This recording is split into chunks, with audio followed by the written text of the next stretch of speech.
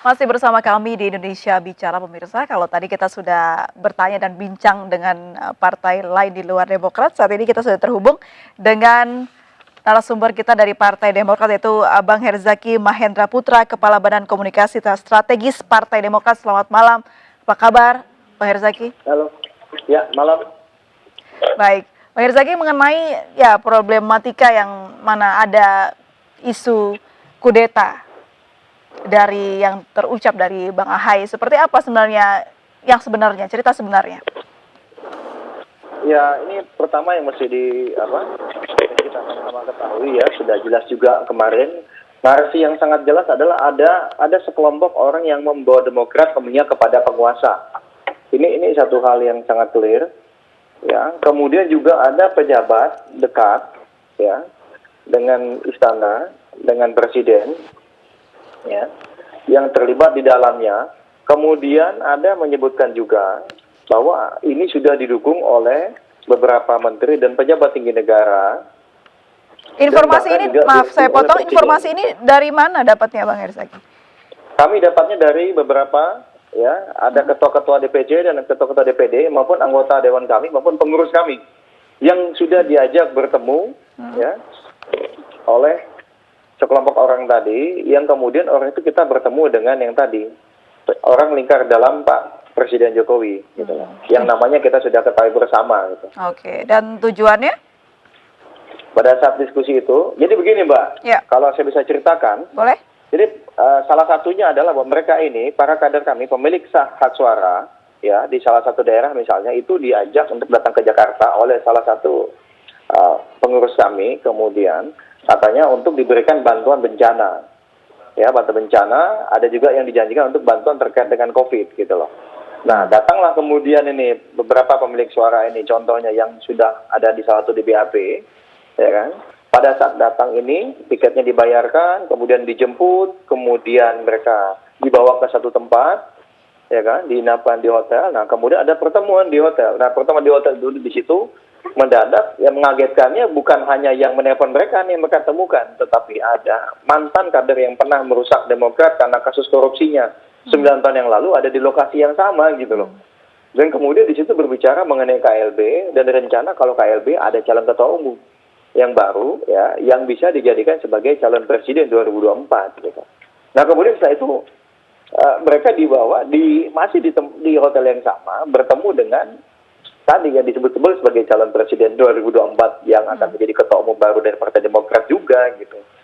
Dan itu mereka semakin kaget karena ternyata ini orang lingkar dalam presiden gitu. Okay. Orang yang lingkar dalam terdekatnya presiden gitu ya. Sehingga mereka agak kok kayak gini ya, kok malah jadi tadi awalnya adalah bantuan bencana, kemudian sekarang bicaranya mengenai KLB dan kemudian bicara mengenai topik yang dibicarakan di luar undangan maksud tujuan begitu ya.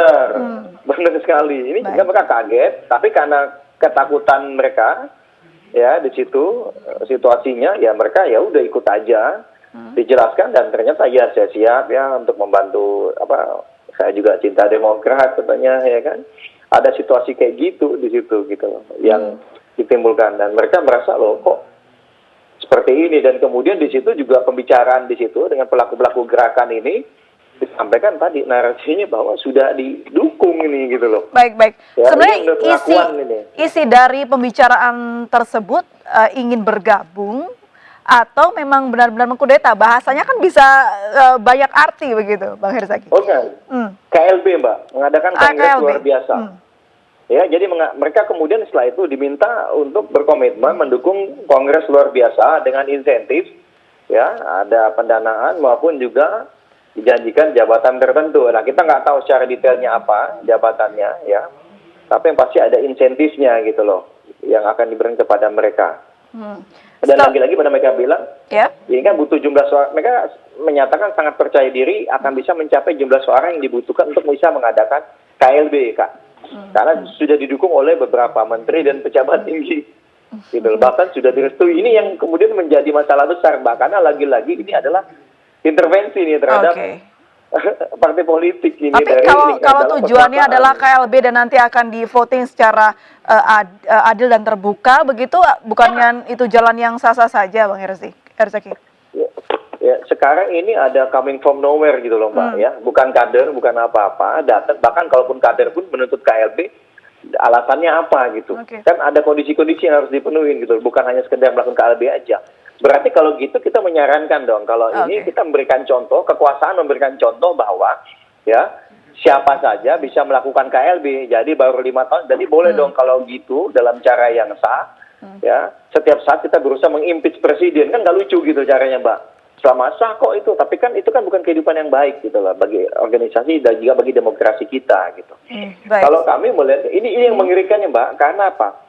Kalau hanya sekedar beberapa kader kami saja, kami nggak menjadi massa, itu biasa saja gitu, riak-riak ada yang nggak puas, apalagi sebagian dari mereka adalah mantan kader yang dulu pernah berkhianat terhadap nilai-nilai perjuangan Demokrat ya.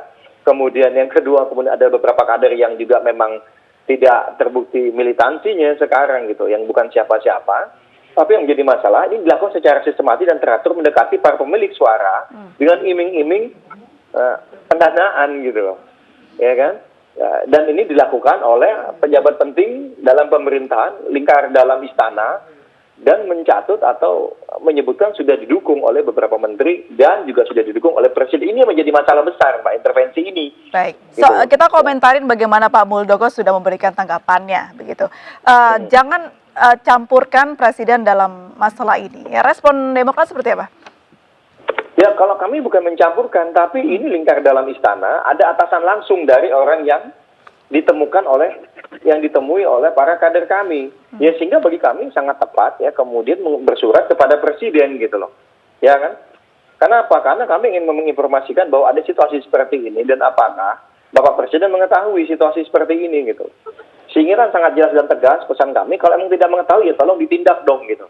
Karena sangat disayangkan orang yang mendapatkan amanah dari Presiden Joko Widodo untuk membantu beliau mengatasi pandemi dan mengatasi ekonomi saat ini yang sedang sangat sulit, ya. Kenapa malah sibuk bicara mengenai pencapresan gitu? Ini kan menjadi bahaya nih gitu loh. Ya kan, tidak fokus gitu. Bang Herzaki, banyak opini nih Bang yang berkembang di masyarakat begitu ya. Bahkan malah menganggap counter attack Demokratnya dan AHY justru yang mencari panggung. Responnya seperti apa? Kalau kami mencari panggung, Mbak, kami nggak akan menulis surat kepada Presiden. Dan kami akan semua bukti langsung kami beberkan di depan umum dan segala apa. Ya buat apa gitu. Bukti itu adalah bahan untuk internal kami agar proses di Mahkamah Partai dan juga di Dewan Kehormatan diselesaikan dulu untuk terkait dengan kader-kader kami yang masih menjadi kader gitu. Nah, makanya kami tidak expose, tapi kami sampaikan, kami juga tidak menyebutkan nama dulu, karena kami masih menjunjung asas praduga tak bersalah. Meskipun kalau kita bicara mengenai bukti, itu sudah sangat jelas dan clear. Hanya lagi-lagi ada proses Mbak dan organisasi ini di Dewan Kehormatan dan juga di Mahkamah Partai yang masih dilalui sebelum misalnya katakanlah seorang kader itu ditetapkan, ya, untuk katakanlah dipecat karena melanggar pelanggaran yang berat gitu. Sehingga kami belum ekspos dulu buktinya saat ini gitu loh. Baik. Ya, saling lempar pernyataan ke media antara AHY dan juga Muldoko sudah dilakukan. Apakah ada ruang bicara yang akan nanti agendanya ke depan ada begitu, Bang Herzaki? Ruang bicara katakan antara AHY dan Muldoko, ya kami sih terbuka aja Mbak untuk dialog gitu. Tapi kami harapkan tolonglah jangan menikam kami dari belakang. Dan ada lucu aja seorang pejabat negara lingkar dalam istana yang seharusnya bisa punya etika yang lebih baik gitu sebaiknya. Ya kan, bisa difokus dengan tugas-tugasnya ya, membantu masyarakat ya, membantu juga presiden gitu dalam menangani pandemi maupun ekonomi ini gitu. Bukan malah sibuk memikirkan pencapresan 2024. Karena kami sendiri aja belum berpikir sampai ke arah sana. Gitu. Baik. Ya. Kita coba minta pendapat pengamat politik yang mungkin bisa netral begitu. Ada Mas Panggi Sarwi Caniago. Selamat malam Mas Panggi. Malam Pak. Baik, Mas Panggi, ini kita ada ya sebutlah drama, mungkin ya dikatakan seperti itu, banyak masyarakat yang mengatakan seperti itu, drama politik lagi gitu. Respon Anda seperti apa? Melihatnya seperti apa ini? Ya, begini, pertama kita ini tetap harus menjaga patsun politik. Itu menjadi penting untuk berkuasa dan untuk mengambil alih kekuasaan dan pertahankan kekuasaan. Itu bagian penting dalam politik. Nah, belakangan saya lihat, saya cermati, sudah mulai agak sering ya, tidak ada contoh dalam berpolitik di Republik ini, sudah mulai agak terasa kerusuk dan banyak melakukan etika dan kepatutan bentuknya, dan ini sangat meresahkan juga cara-cara politik model lama ya, menghalalkan segala cara gitu. Ini kan menjadi penting ke depannya bagaimana kita menjaga kualitas demokrasi, kemudian bagaimana pergantian kekuasaan itu secara reguler teratur ya, tanpa ada kudeta, tanpa cara politik belah bambu dan seterusnya. Jadi sebenarnya banyak cara untuk hal yang perlu dilakukan untuk berkuasa. Makanya seni berkuasa itu bagaimana lakukan sesuatu yang lebih teratur, lebih tertib.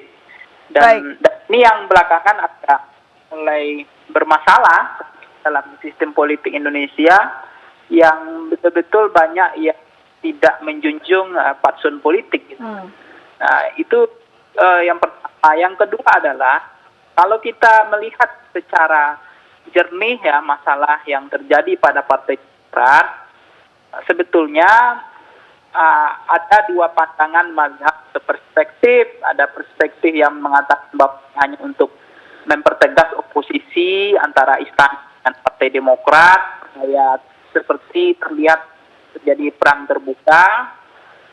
Yang kedua ada juga untuk sebagai panggung, dan ini dianggap sebagai bentuk untuk mencari perhatian dan seterusnya. Ada tiga mazhab yang mengatakan ini agak serius, bahwa tidak sekedar hanya untuk panggung, tidak sekedar hanya untuk memaikan suasana politik kita, tetapi memang ini sudah agak melampaui lebih kepada aturan-aturan yang sebetulnya dijunjung tinggi bersama berpolitik gitu, agak lebih tidak seperti ini gitu. Nah, pandangan menurut saya pikiran-pikiran yang terjadi hari ini, dan sebetulnya memang ini menjadi pembelajaran bagi kita ke depan, bahwa yang berkuasa itu bisa melakukan apapun, tetapi kadang-kadang yang berkuasa juga bisa, apa yang dilakukan hari ini itu bisa juga mengalami patahan di tengah jalan, gagal.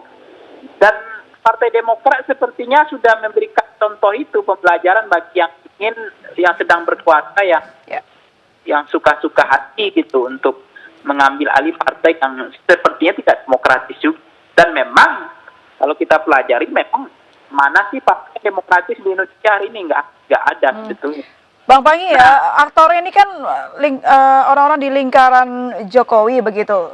Akan berdampak apa ini ke masyarakat? Adakah dampaknya kira-kira? Ya kalau bicara tentang masyarakat, dampaknya nggak ada sih Mbak, karena itu kan ini cara berkuasa aja. Yang ada yang lebih elegan, ada yang lebih kasar kan. Tapi cara belakangan adalah mengambil alih kekuasaan kan agak lebih dengan kasar gitu. Itu yang menurut saya kurang pas, karena sepertinya menjadi oposisi itu menjadi sesuatu yang berisiko besar di Republik ini gitu. Ketika partai politik itu memutuskan menjadi partai yang kritis, yang berseberangan dengan pemerintah, yang tidak sesuai dengan chemistry atau selera pemerintah, ada 3 risiko yang akan mereka hadapi. Pertama, dideposi dari dalam. Yang kedua, akan terjadi dualisme kepengurusan. Kemudian akan dilegitimasi dan lewat SK Menkumham itu.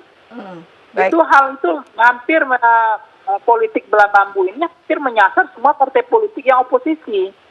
Setelah kita lihat Partai Golkar adanya Munaslup ya, Ancol dan Bali, ketika Abu Rizal Bakri mencoba menggeser jadi bandul partai oposisi, kemudian dibelah dengan Munaslup, Munas Ancol dipimpin oleh Agung Laksono gitu. Dan begitu juga ketika P3 ya, ada Munaslup, ada juga kubu yang Surabaya sama Jakarta, kemudian terakhir Partai Berkarya juga terjadi antara Tommy. Berarti fakta ini jika benar begitu apa yang disebutkan oleh Partai Demokrat dan juga AHY, makin menambah fakta bahwa pemerintah sangat anti dengan oposisi begitu Bang Panggi. Tapi jangan dijawab dulu, kita harus jeda terlebih dahulu. Tetap bersama kami mirsa di Indonesia Bicara.